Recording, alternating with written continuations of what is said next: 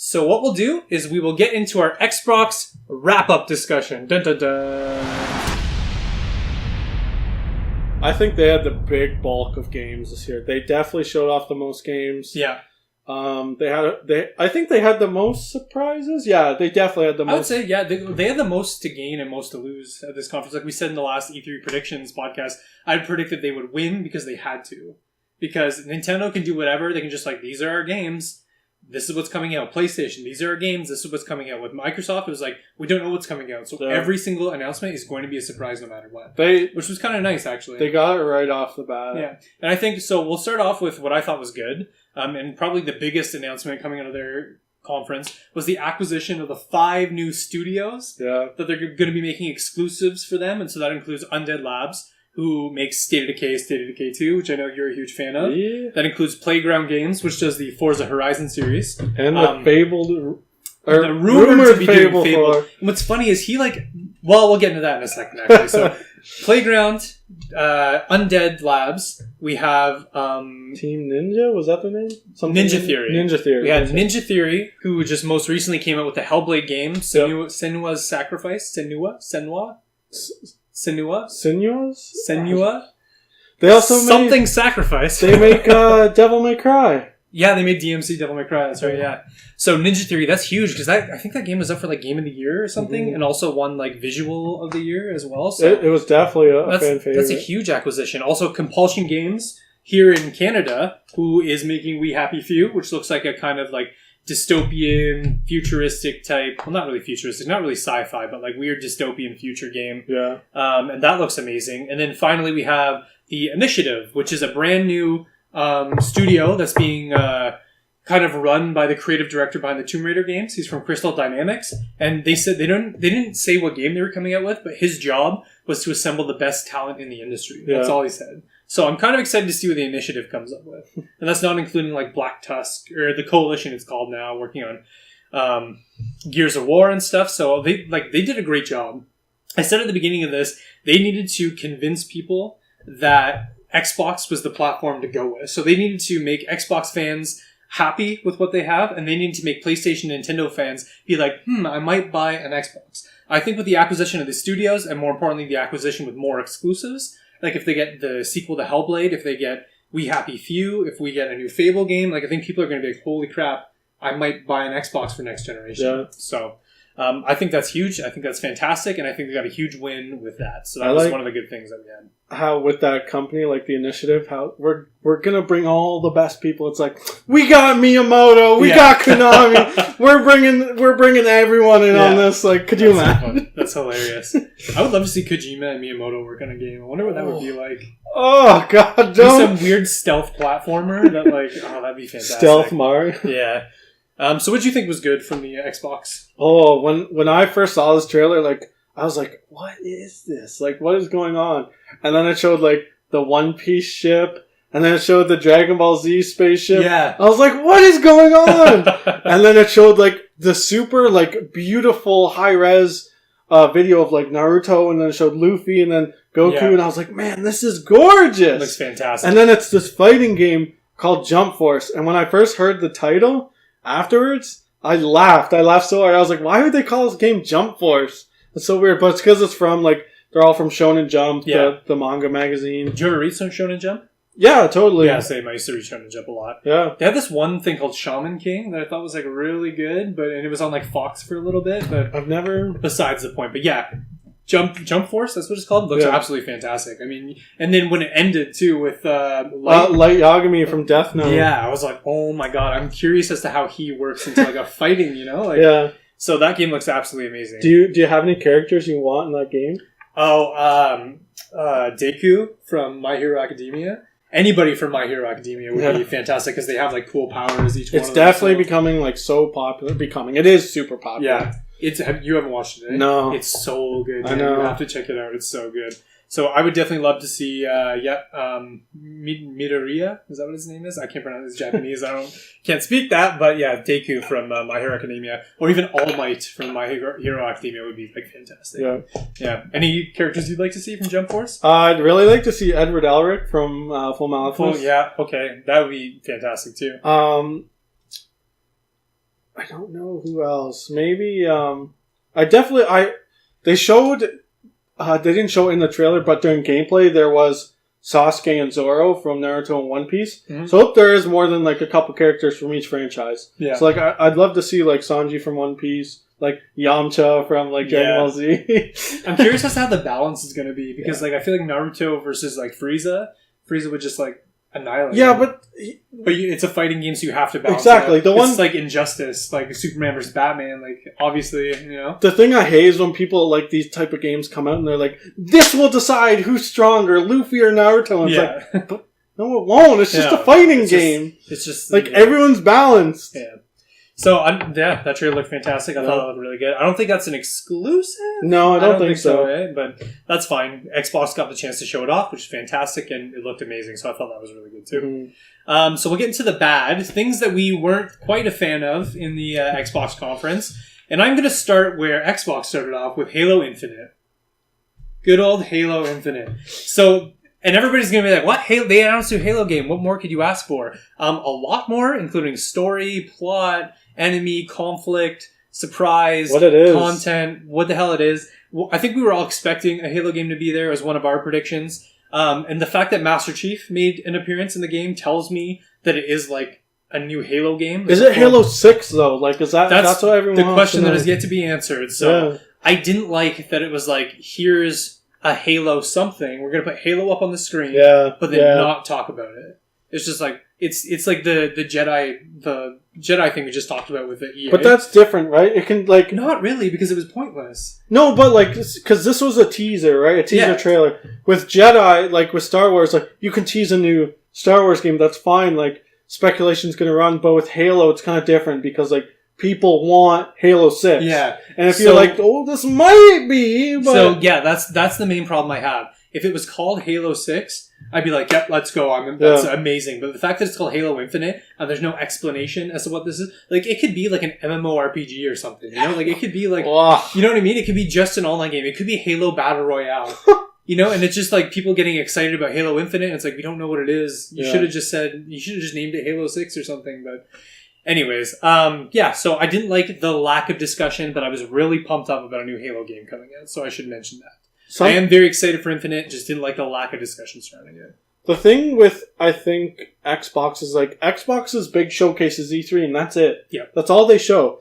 But with, like, PlayStation has PAX? Is that?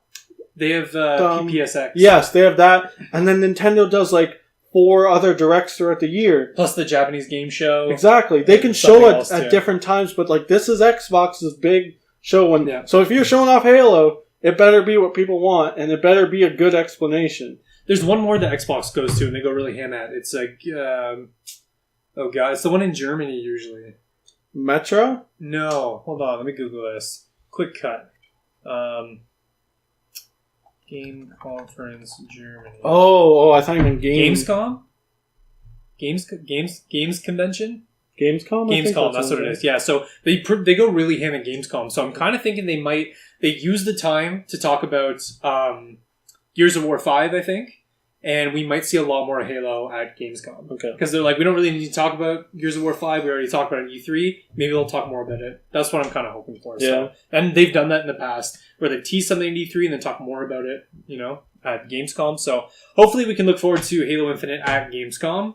But for now, a little lack of information kind of had me like, man. Okay. Yeah. What did you not like about the Xbox conference? So I don't have an Xbox, but I would get one if they showed this one title, this one thing close to my heart, and it's Fable. And they mentioned it, like you said before. Playgrounds.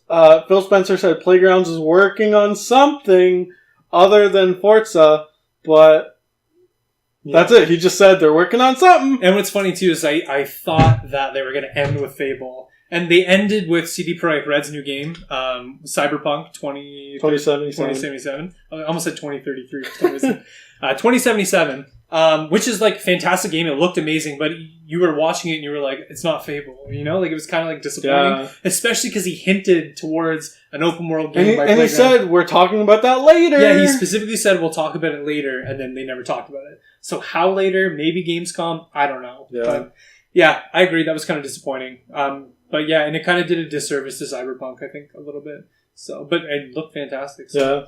But agreed, no Fable was kind of a bummer. So that's it. Oh. So what else did you think was good at the Xbox conference? The overall presentation, their whole conference was good. It was, I think it was 2 hours long. Yeah. It was tight. It was reveal, talk about it for like a minute, reveal, switch to this guy, reveal. Like, it was very fast paced, but like it felt like it wasn't like, okay, show.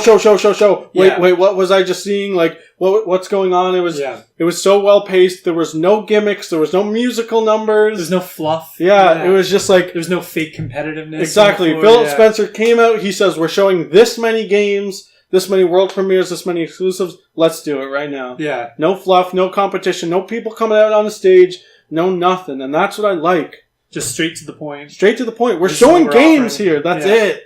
Yeah, I thought that was fantastic too. And I think they did a really good job overall, just like, again, solidifying their product with Xbox gamers, preparing them for next generation and the future of Xbox, while also maybe convincing some people to like, I might go Xbox. I might just do that. So I think they did a really great job with their overall conference. Yeah. Do you like more like a conference like Phil Spencer on stage talking? In between a couple of games, or like Nintendo where it's just a video presentation? Phil Spencer, the conference. I think it's just the spectacle is grander, and I think you're on the edge of your seat a little more. Like, we'll get into Nintendo, but when they announced like that brand new game that I was really excited for, it kind of seemed like, oh, it's coming out, now moving on. It's like, no, wait, I wanted to learn more about it. So I kind of don't mind. Like, it doesn't make a big difference to me. Yeah. Because Nintendo has done like presentations before in person, and they don't always go very well because like they're a Japanese company, like it's a different culture. They should probably just have like the North American team put it together. Like, I don't know why, but it's hard, right? Because then it's like, hey, you have to explain what's going on to Miyamoto. Like you gotta get Reggie out there, good old Reggie.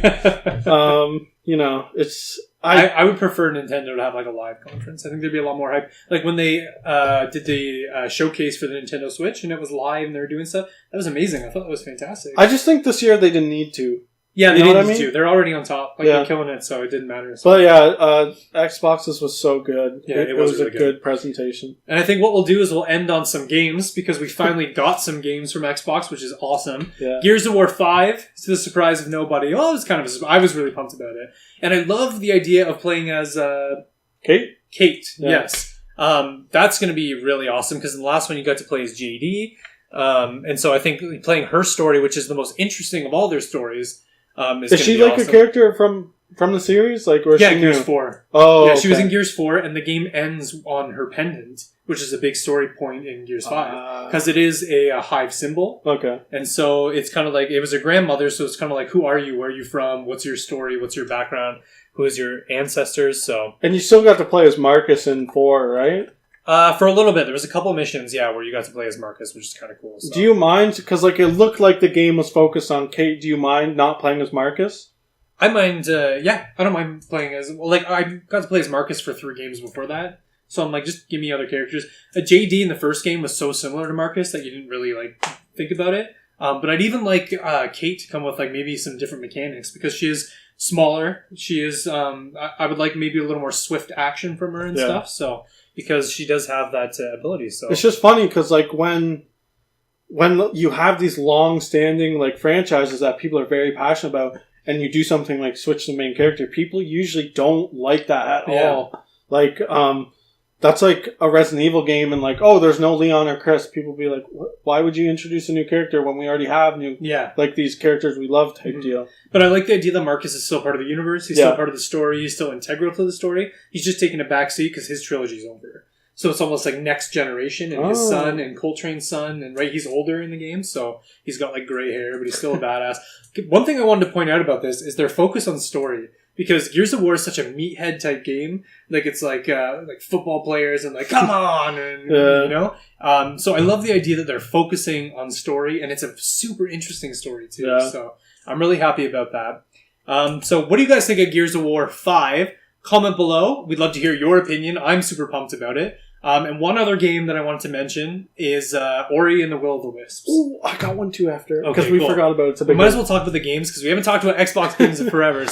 But Ori and the Blind Forest is probably one of the best games I've ever played. It's visually stunning. The story's amazing. The mechanics are so good. The level design is like Metroidvania in a forest. It's absolutely fantastic. And it's just an all-around like great game. If you haven't played Ori and the Blind Forest, go out and check it out. It's absolutely fantastic. And Ori and the Will of the Wisp almost like delivers even more on like the beauty and the artwork. And I saw some new mechanics in there as well that look fantastic. So that's an exclusive that I'm like really pumped about. Yeah. My one game was the Shadows Die Twice. Yes. Sekiro? I think that's how you say it. Yeah. It's what people thought Bloodborne 2 was gonna be. Yeah, that's one what of my I predictions, predicted. Yeah. But it turns out it's just like it's the Souls game based in like feudal Japan. You got grappling hooks, you can like go up, and I guess the whole point of the game is like you can die and then come back and like kill that guy that killed you type deal. Yeah. So it's like a Souls game, but you get revived once or something. It's really strange. It's kind of interesting. I know that the setting looks really good. Like my dad, who's like 55, was watching it. He was like, "Wow, that game looks really cool," because the boss fights look like intense. Yeah, just these like giant sumo wrestlers with samurais, and like it looked really, really good. So yeah, that game looks awesome. Is that an exclusive to Xbox, or is that? No. I feel like that's just coming out. Yeah, it's just. Fun. But no, they delivered on some games, man. And we didn't even talk about. We talked a little bit about Cyberpunk, but yeah, it was good that they got to showcase all of those games. So, Xbox, you done good. You did a fantastic job. That's pretty much it for our wrap up for Xbox, I think. Let us know what you thought about the Xbox conference. You can comment below, like and subscribe, and all that fun stuff. And we'll get into Bethesda.